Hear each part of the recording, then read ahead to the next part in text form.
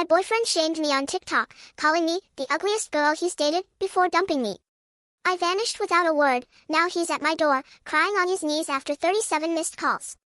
I thought Derek was my forever, the guy who'd finally cleared my impossibly low bar. Turns out, he was busy plotting my public humiliation, and it all exploded with one brutal, viral TikTok that changed everything. Derek and I had been together for almost 3 years. I met him when I was 21, and he seemed like this incredible catch, the kind of guy who knew how to fix a jammed garbage disposal. First green flag, I thought. We exchanged Instagrams, started texting, and honestly, the rest just kind of happened. For the most part, those 3 years were good. We had our rhythm, you know. Netflix documentaries on Thursdays, dinner at his mom's every other Sunday, camping trips with his friends in the summer. He actually remembered my birthday, and he actually listened when I talked about my day.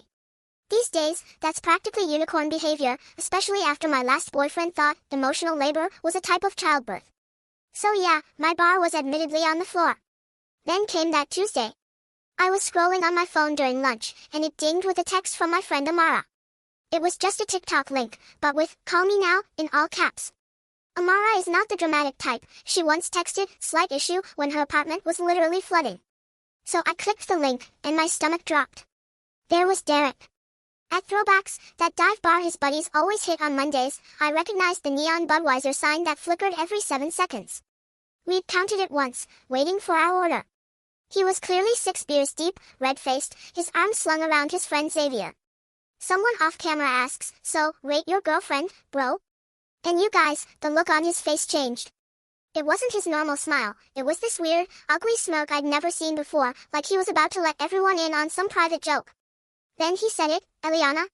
Honestly, probably the most hideous girl I've ever been with." Like a 4 on a good day. The bar erupted in oaths, and someone yelled, "Savage." Derek just laughed and kept going. But she cooks really good enchiladas and never complains when I go out with the boys, so I keep her around. Low maintenance, you know. Someone else asked if he was worried I'd see the video. His response? Nah, she doesn't even know what TikTok is. Besides, thinking about upgrading soon anyway. Too much baggage. The timestamp showed it was posted at 11:43 p.m. Monday night. While I was at home, doing a freaking clay mask and texting him goodnight. The video had 17,000 views. 17,000. I sat there in the break room, just staring at my phone. I didn't cry. I didn't scream. I just felt this weird, cold feeling spreading through my chest. 3 years together, and this is what he actually thinks of me? The night before, he'd been at my place. We'd made dinner. We'd talked about maybe moving in when my lease ended in August. He'd kissed me goodbye and said, "Love you, babe," like it was nothing. And apparently, 12 hours later, I was the hideous girlfriend he was planning to dump. I texted Amara back, "Coming over after work. Don't tell anyone." Then I muted all notifications, shoved my phone in my bag, and somehow made it through 3 more client appointments without completely breaking down. Autopilot is weird like that. After work, I didn't go home. I drove straight to Target, bought a cheap duffel bag, and filled it with essentials: toothbrush, deodorant, phone charger, a couple of t-shirts, $47.16. The receipt is still in my wallet, for some reason. I drove to Amara's apartment complex at 6:13 p.m. and sat in the parking lot for 20 minutes, just staring at nothing, playing that video over and over in my head. I kept thinking about all the times Derek told me I looked beautiful, when I dressed up for his company Christmas party, when I was sick with the flu, 3 weeks ago at the beach when I was so self-conscious in a bikini. All lies, or just things you say when you're with someone. Amara didn't ask questions when I showed up. She just pointed to her couch bed, poured 2 glasses of the cheap rose we drank in college, and said, "What's the plan?" That's when I decided. I wasn't giving him the satisfaction of a breakup conversation. No tears, no begging, no dramatic confrontation he could tell his bros about later. I was just going to disappear. We spent that night making a checklist. I blocked Derek on everything: phone, Instagram, Twitter. Changed all my passwords, he knew most of them. Called out from work for the rest of the week. Told only my mom where I really was. By midnight, Derek had texted 7 times. Normal stuff at first: "Hey, what do you want for dinner?" and "You still coming over tonight?" By morning, it was, "Where are you?" and "Why aren't you answering?" By afternoon, he'd called 12 times. Not one mention of the TikTok. Not one apology. Nothing. I stayed at Amara's Wednesday and Thursday. We binged all of Love Island. Trash TV is surprisingly therapeutic when your life is imploding. I cried in the shower so Amara wouldn't hear. We ordered too much Uber Eats because neither of us felt like cooking. Friday morning, Amara went to my apartment to grab more clothes. She said Derek had clearly been there. Empty energy drink cans on the counter, his jacket thrown over my couch. He'd left a note taped to my door, "Call me. We need to talk."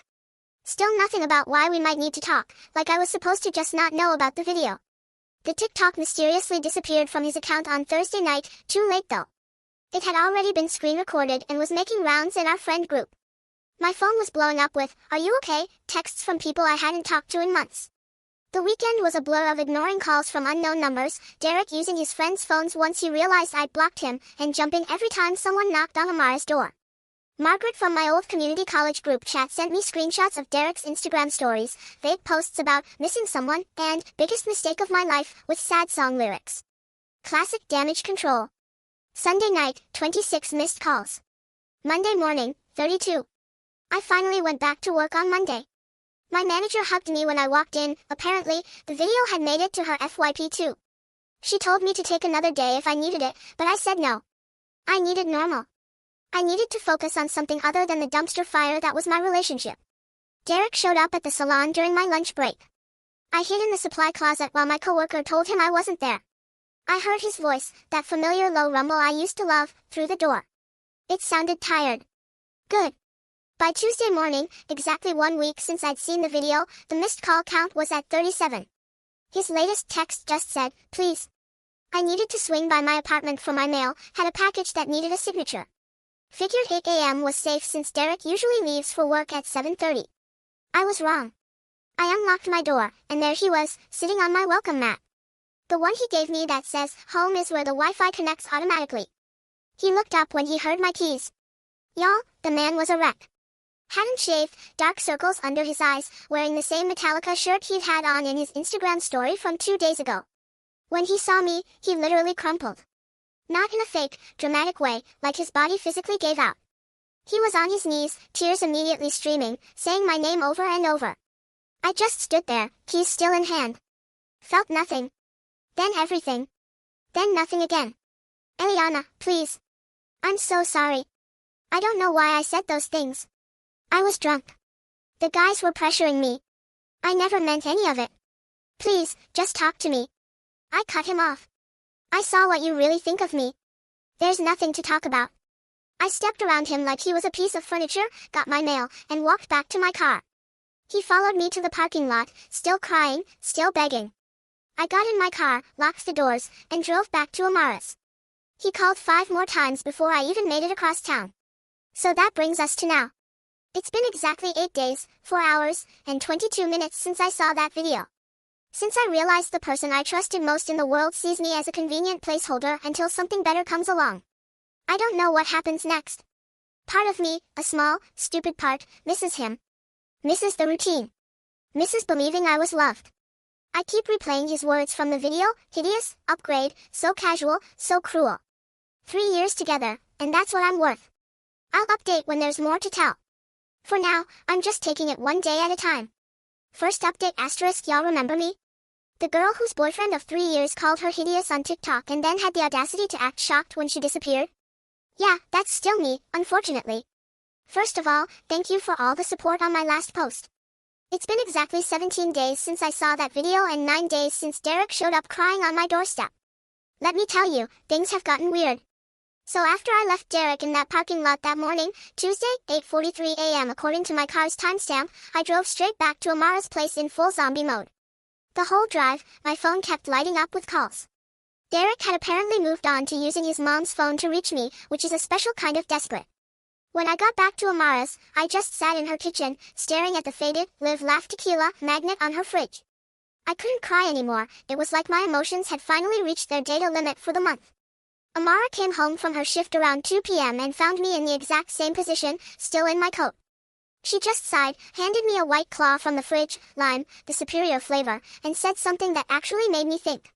She asked if I'd been noticing red flags with Derek all along but had just been filtering them out. At first, I was defensive. Derek and I had a good relationship. He remembered my birthday. He watched The Bachelor with me even though he hated it. He never complained when my hair clogged the shower drain. The bar is literally in hell these days, and I thought he was clearing it with room to spare. But then Amara started asking specific questions. Did Derek ever make jokes about your appearance before? Well, there was that time he said my favorite jeans made me look kind of wide, but in a cute way. And when I got highlights last summer, he asked if the salon meant to make them that brassy. And he did have a weird habit of pointing out celebrities he found attractive, always the super thin, no makeup types who look nothing like me. Did Derek support your goals? I mean, he said he was proud when I got promoted last year, but also suggested maybe I shouldn't take it because the stress might be too much. When I talked about maybe going back to school someday, he always changed the subject to how expensive it would be. Did Derek have equal standards for our relationship? Thinking about it, not really. If I was 15 minutes late meeting him, I'd get a series of increasingly annoyed texts. But he could cancel plans last minute to hang with the boys, and I was supposed to be cool with it. By the time we finished our White Claws, I had this sinking feeling in my stomach. The TikTok wasn't some bizarre, out-of-character moment. It was just the first time I'd seen what had been there all along, without the filter of wanting to believe we were perfect. That night, Derek escalated to a new level. At exactly 9:17 p.m., Amara's doorbell rang. We both froze, like we'd been caught committing a crime. Through the peephole, Derek, holding the saddest-looking grocery store flowers I've ever seen. Amara went full mama bear mode. She opened the door just enough to block the view inside and told him I wasn't there. I could hear his voice cracking as he begged her to just let him talk to me for 5 minutes. Said he hadn't slept in days.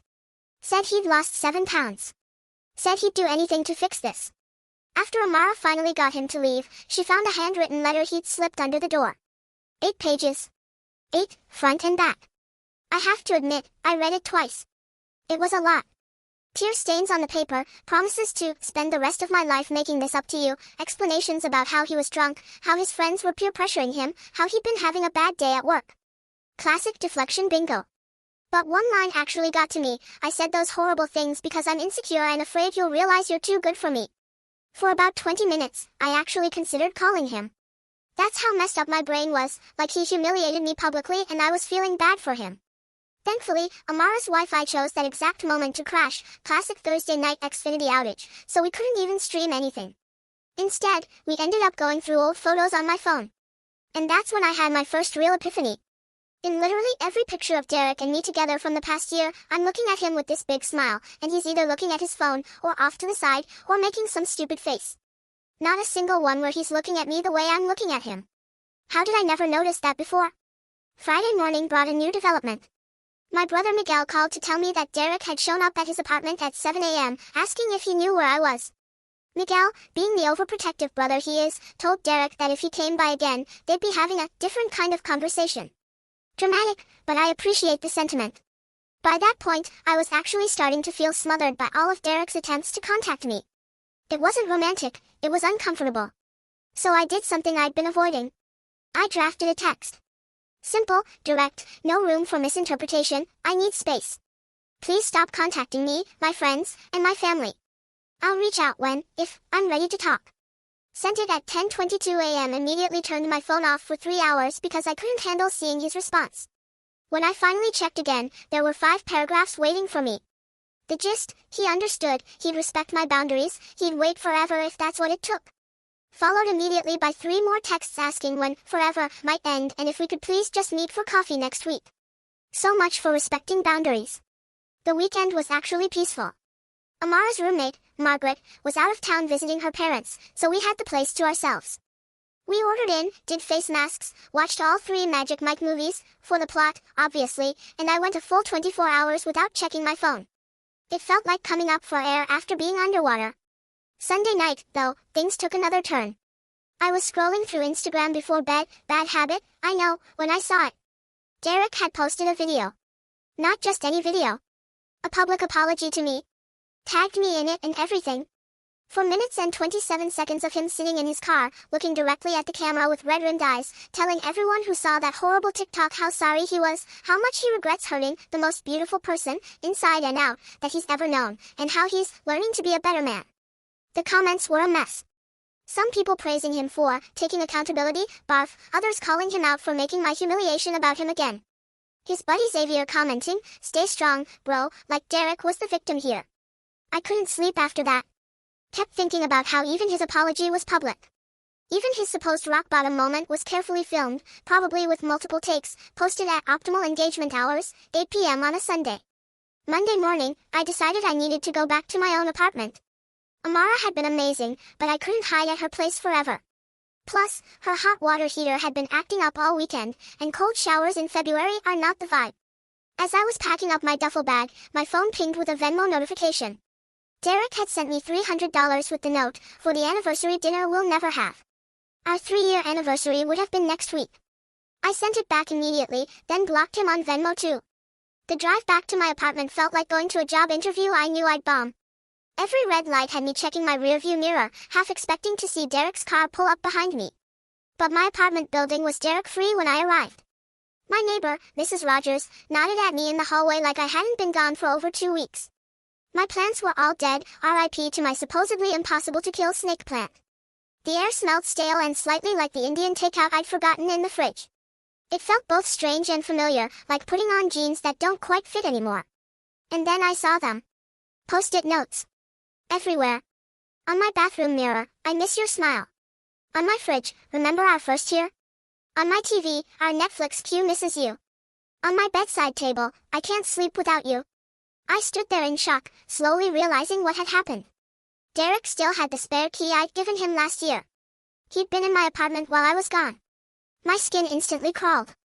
I checked all the closets, under the bed, behind the shower curtain, half convinced he might be hiding somewhere. He wasn't, but the violation of my space felt just as creepy. I called my landlord immediately and explained the situation.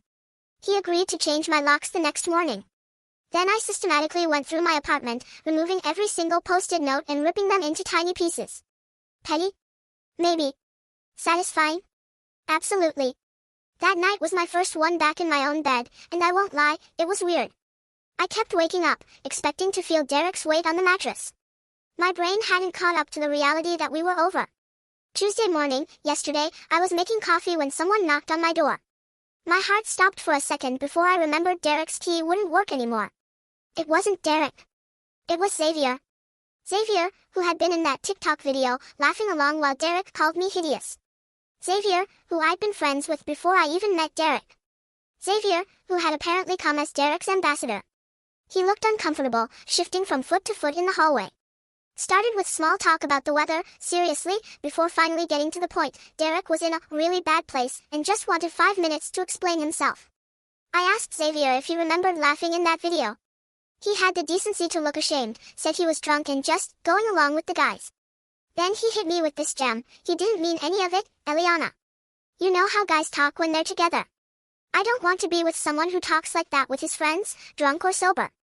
I don't want to wonder what he says about me when I'm not around. I don't want to be with someone who needs a public meltdown and a friendship intervention to realize he values me. I thanked Xavier for coming by, told him I hoped Derek would feel better soon, and closed the door. Last night, I went through my phone and unfollowed Derek on every platform we were still connected on. Took down the photos of us from my apartment walls. Packed up the hoodie he always left at my place and the Xbox controller he used when he came over. Put them in a box in my closet, not ready to return them yet, but not wanting to see them either. Then I ordered myself dinner from that place Derek always complained was too spicy, but that I secretly loved. Ate it while watching The Last of Us, which Derek refused to watch because he doesn't like zombie shows. Used the fancy bath bomb my mom got me for Christmas that I'd been saving for a special occasion. Around midnight, my phone lit up with a text from a number I didn't recognize. It's Derek. Please don't block this number. I just need to know one thing, did those 3 years mean anything to you? Because they were everything to me. I stared at those words for a long time. 3 years. 3 years of inside jokes and holiday dinners and lazy Sunday mornings. 3 years of building a life I thought we'd share forever. And also, 3 years of small criticisms dressed as jokes. 3 years of walking on eggshells around his moods. 3 years of making myself smaller to make him comfortable. I didn't reply. Just added the number to my blocked list and turned off my phone. This morning, I woke up and did something I haven't done in 2.5 weeks. I made a plan for me. Not a reaction to Derek. Not a hiding strategy. Just a normal day for myself. But as I was heading out to grab coffee, I saw something that stopped me cold. Derek's profile picture on Instagram had changed to a photo of us from last summer at his cousin's wedding. My head on his shoulder, both of us smiling. It shouldn't matter. It shouldn't affect me at all. But it did. We'll update again when there's more to tell. For now, I'm taking it day by day and remembering what my grandma always said, sometimes, the trash takes itself out. Second update asterisk y'all, I wasn't planning on updating so soon, but the past week has been a lot, and I need to process. It's been exactly 32 days since I saw that video, 1 month of rebuilding my life without someone who I thought was my future. And honestly, some days are better than others. The weirdest thing happened last Saturday. I was at Target, my emotional support store, don't judge, picking up some new sheets because I finally decided to get rid of the gray ones Derek always said brought out the blue in his eyes, Dad. I was debating between sage green and terracotta when I noticed a woman staring at me from the end of the aisle. At first, I thought maybe I had something on my face or toilet paper stuck to my shoe, wouldn't be the first time. But then she walked over, looking super uncomfortable, and asked if I was the girl from Derek's TikTok. My stomach instantly knotted up. It's one thing to be humiliated online, it's another to be recognized by strangers at Target on a random Saturday while wearing no makeup and yesterday's messy bun. Before I could even respond, she launched into this awkward apology, saying she'd been one of the people who commented something mean on the original video but felt terrible after seeing Derek's public apology and realized how wrong cyberbullying is, her exact words. I just stood there, clutching my terracotta sheets, decision made by panic, apparently, while the stranger had her character development moment in the home goods section. When she finally stopped talking, I managed to say, thanks. It's fine. Good talk, and speed walked to check out. I sat in my car for 20 minutes afterward with the AC blasting even though it was only 62 degrees outside. That's when it hit me, I'm not just Eliana anymore. To some people, I'm the girl from the TikTok. My humiliation has become my identifier. And that realization made me angry in a way I hadn't felt before. Not sad angry, like I'd been for weeks. Pure, energizing, get things done angry. Sunday morning, I woke up at 6:13 a.m., couldn't sleep, and made a list in my notes app. 1. Cut my hair, always wanted to try a lob, but Derek liked it long. 2. Join that kickboxing class Amara keeps talking about. 3. Finally apply for that certificate program I've been putting off. 4. Redecorate my bedroom, no more masculine-friendly color scheme. 5. Download a dating app by 11 a.m., I'd already crossed off number 1. Walked into Supercuts without an appointment, living dangerously, LOL, and chopped off 7 inches of hair. The stylist kept asking if I was sure, if I needed more time to think about it, if someone had talked me into it. I told her nope, just needed a change. She didn't need to know I was mentally naming each snip of the scissors after something Derek had said to me over the years. You'd look better with more defined eyebrows. Snip, no guy wants a girl who eats more than him. Snip, your laugh is kind of loud sometimes. Snip. When she spun me around to see the final result, I barely recognized myself, in a good way. My neck felt lighter. My head felt lighter. Hell, my whole being felt lighter. Posted a selfie on Instagram when I got home, just me with my new hair, sunlight from my kitchen window, and the caption, new month, new me. Within an hour, it had 87 likes, including from Xavier and 2 of Derek's other friends. Petty satisfaction? Maybe. But I'll take the small wins. Monday brought item number 2 on my list. Dragged myself to Amara's kickboxing studio at an ungodly hour, convinced I'd make a fool of myself. The instructor, Margaret, coincidentally, the same name as Amara's roommate, kept us moving so fast I didn't have time to feel self-conscious. By the end, I was drenched in sweat and my arms felt like overcooked spaghetti, but also strangely powerful. Checked my phone after class to find 3 missed calls from unknown numbers, Derek's new burner phone tactic, and 1 text from Xavier asking if we could talk sometime. Left him on red. Not ready for that conversation yet. Tuesday, I finally tackled item number 3 and applied for that digital marketing certificate I've been considering for ages. Derek always said it was a waste of money since I already have a stable job. Took me 43 minutes to fill out the application, another 20 to write the short personal statement, and about 3 seconds to hit submit before I could overthink it. Had a mini panic attack immediately after, wondering if I was making a huge mistake. Called my mom, who talked me down in her usual way, half encouragement, half, I don't understand why you're complicating your life but I support you anyway. Wednesday was when things got intense. I was at the grocery store when my phone started blowing up with texts from Amara, call me now. Derek is on Instagram Live. He's talking about you. It's bad. I abandoned my cart in the middle of the cereal aisle, sorry, underpaid grocery store workers, and ran to my car to watch the train wreck. Sure enough, there was Derek, clearly drunk at 2 p.m. on a Wednesday, red-faced and slurring, talking directly to the camera about how he'd lost the love of his life and didn't know how to go on. The comments were rolling in fast, mostly people telling him to get help or turn off the live, but he just kept going, reading some comments aloud and ignoring others. Then he said something that made my blood freeze. I know she's watching this, Eliana. I'm coming over tonight. We need to talk this out. I'm not taking no for an answer anymore. I immediately called Amara in full panic mode. She offered to come stay with me, but I ended up calling my brother Miguel instead. He's closer to my apartment and, frankly, more intimidating if Derek actually showed up. Miguel arrived at 5:30 p.m. with his girlfriend Tanya and enough overnight stuff for a week. Told me not to argue, they were staying until this dude gets the message. Made himself at home on my couch, connected his Nintendo Switch to my TV, and proceeded to act like this was all totally normal. By 8 p.m., I'd almost convinced myself Derek's threat was just drunk talk. By 9 p.m., I was starting to relax. By 9:47 p.m., the doorbell rang. Miguel answered while Tanya and I stood back. I could hear Derek's voice, slurred and emotional, demanding to see me. Miguel's responses were low and calm. I couldn't make out the words, but the tone was clear.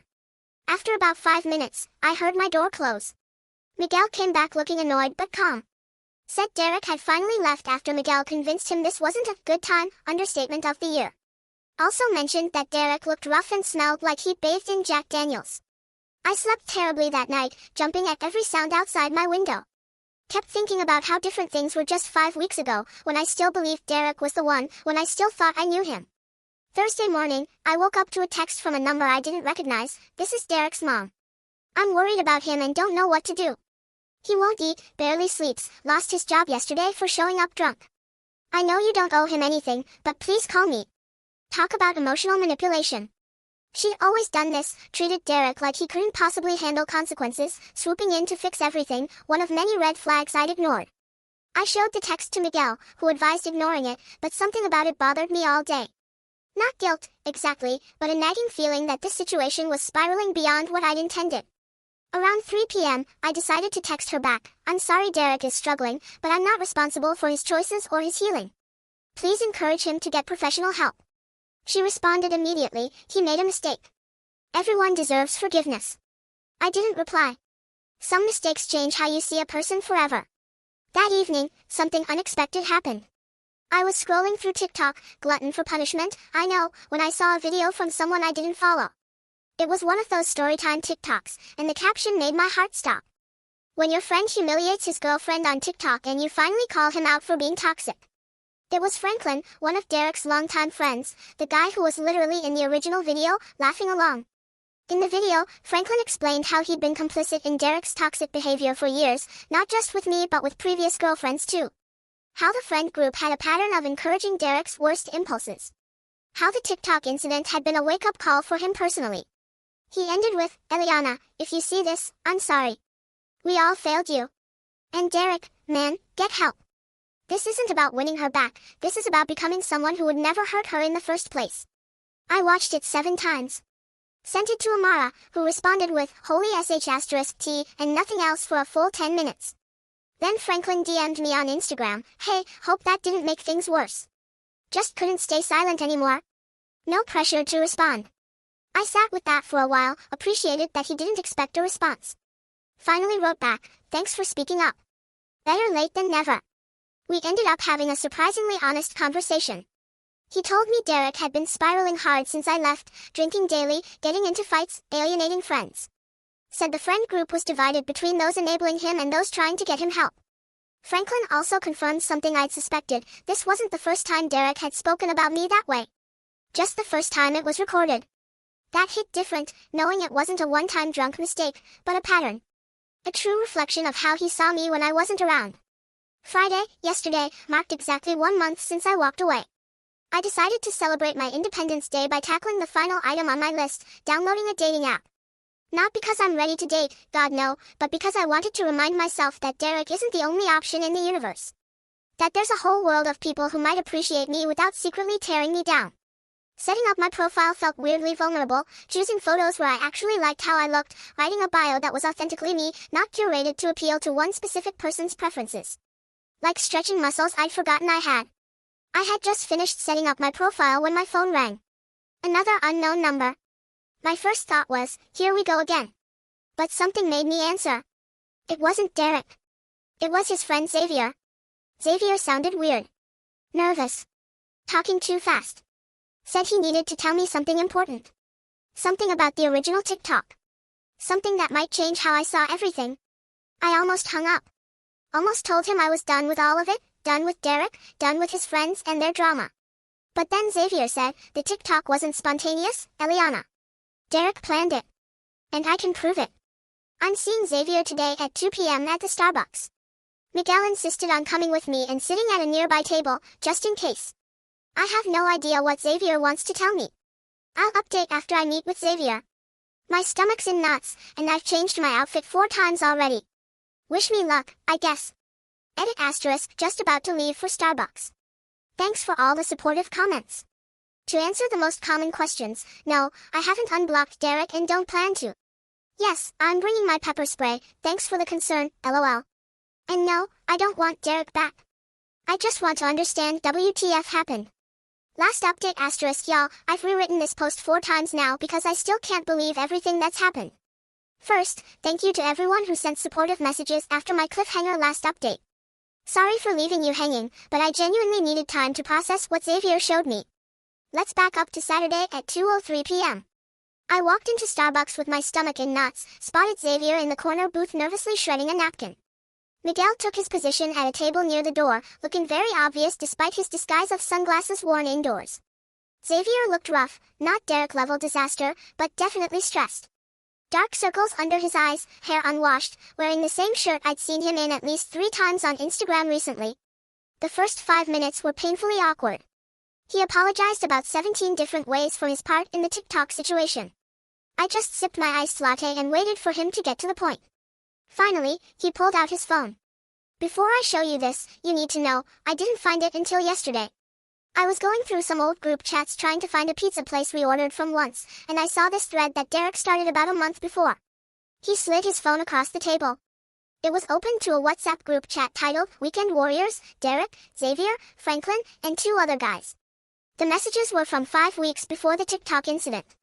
Asterisk Derek asterisk need your help with something boys asterisk Franklin asterisk what's up asterisk Derek asterisk trying to figure out how to break up with the asterisk Xavier asterisk whoa for real thought you guys were looking at places together asterisk Derek asterisk yeah that's the problem she's getting too serious plus I met someone at the gym I felt my face getting hot as I scrolled. Derek went on to explain that he'd been talking to, his words, a girl named Adriana for almost 3 months, but he was worried about how I'd react to a breakup since we shared so many friends and she can get emotional. Excuse me? As I kept reading, it got worse. Derek was literally asking his friends for advice on how to make me break up with him so he could look like the good guy. Their suggestions ranged from gradually becoming more distant to picking fights over nothing to, and this is what made me nearly drop the phone, just be an *** hole on social media so she sees it and dumps you. The last message in the thread was from Derek, TikTok might be the move. She never checks it anyway. I looked up at Xavier, who couldn't meet my eyes. Why show me this now? I asked. He explained that after our last conversation, he'd been feeling increasingly guilty about his part in everything. Said he assumed the TikTok was just drunk stupidity, not a calculated move. Didn't know about Adriana until he found these messages. Derek's been lying to everyone, Xavier said, telling us how heartbroken he is, how he made the biggest mistake of his life. Meanwhile, he's still texting Adriana. I saw them together at Chipotle yesterday. It was like the final puzzle piece clicking into place. The TikTok wasn't a drunken mistake. It was deliberate. Just a plan that backfired when I disappeared instead of confronting him. I sat there for a moment, trying to process the fact that not only had Derek intentionally humiliated me online, but he'd done it to escape our relationship and be with someone else. And now he was playing the devastated boyfriend role to save face with everyone. I thanked Xavier for showing me the truth, then walked out of Starbucks with Miguel trailing behind, asking 70 questions I wasn't ready to answer. That night, I made a decision. After 37 days of silence, I was going to talk to Derek. On my terms. Not to get back together, that ship had sailed, hit an iceberg, and sunk to the bottom of the ocean. But to let him know that I knew everything. Sunday morning, at exactly 10 a.m., I texted Derek from my real number, we need to talk today. 2 p.m. Java Hut on Main. Don't be late. He responded within 12 seconds, I'll be there. Thank you, Eliana. I love you. Spoiler alert, he does not, in fact, love me. I spent the next 3 hours oscillating between absolute certainty and complete panic. Changed my outfit 4 times. Practiced what I wanted to say in the mirror like I was preparing for a job interview. Called Amara twice to talk me off the ledge. Arrived at Java Hut 20 minutes early to secure the corner table with my back to the wall, tactical positioning. Ordered a chai latte I had zero intention of actually drinking. Derek walked in at 1:58 p.m., scanning the cafe until he spotted me. He looked better than I expected, showered, shaved, wearing the blue button-down I'd given him. For a split second, my heart did that familiar flip it always did when I saw him. Then I remembered the WhatsApp messages. He reached for a hug, which I avoided by gesturing to the chair across from me. His face fell, but he sat down, launched immediately into what sounded like a rehearsed speech about how sorry he was, how much he missed me, how the past month had been the worst of his life. I let him talk for exactly 2 minutes. Then I placed my phone screen up between us, open to the screenshots Xavier had sent me of the group chat. "So, who's Adriana?" I asked. The look on his face, y'all. It was like watching someone get hit with a taser. His mouth opened and closed like a fish gasping for air. Those are. Xavier shouldn't have. Just tell me the truth, Derek. For once. The next 20 minutes were illuminating. Once he realized he was caught, the apologies stopped, and the excuses started. Adriana was just a friend, at first, sure. He'd been confused about our relationship for months. He thought 3 years was too long to be with one person in your 20s. The TikTok was stupid, but he never thought I'd see it. I panicked when you disappeared, he admitted. I realized I'd made a huge mistake. Adriana wasn't worth losing you over. That's when it clicked. He wasn't devastated about hurting me. He was devastated about looking like the bad guy. About losing control of the narrative. About everyone knowing what he'd done. I took a sip of my cold chai and said the words I'd been practicing all morning. "I'm not here to get back together, Derek. I'm here to tell you that I know everything, and I'm done. Don't contact me, my friends, or my family again. We're over." His eyes welled up with tears that I'm now 99% sure were performative. "But I love you," he said. "We can fix this. I'll do anything. If you loved me, you wouldn't have spent 3 months planning how to humiliate me so you could be with someone else." I stood up, gathering my purse and jacket. That's when he played his final card, one I wasn't expecting. "I broke the lease on my apartment," he blurted out. "I've been staying with my mom. I thought we'd be moving in together next month, like we planned." For a brief, insane moment, I felt guilty, like I was the one ruining his life. Then I remembered the cold calculation of those messages, planning exactly how to break my heart in the most public way possible. "You should call Adriana," I said. "I'm sure she has room at her place." And then I walked out. No dramatic exit. No scene. Just done. He texted 17 times in the next 2 hours, switching from apologetic to angry to desperate and back again. I didn't reply to any of them.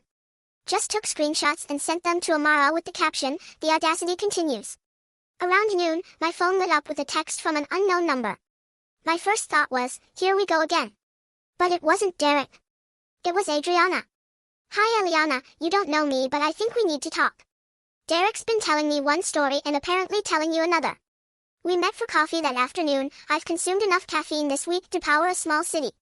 Turns out Adriana had no idea Derek had a girlfriend until 2 weeks ago when she saw his public apology TikTok. He told her he was single, had been for months, and was dealing with a crazy ex who couldn't let go. Sound familiar? The craziest part? She's actually nice. We ended up talking for 3 hours, comparing notes on Derek's lies. She showed me texts where he was telling her he loved her the same day he was leaving sobbing voicemails on my phone. By the end of our conversation, we were following each other on Instagram and had made tentative plans to check out a new wine bar that's opening next month. Trust issues solidarity, I guess. That night, I finally did something I'd been putting off. I unblocked Derek on Instagram, just temporarily, and went to his profile.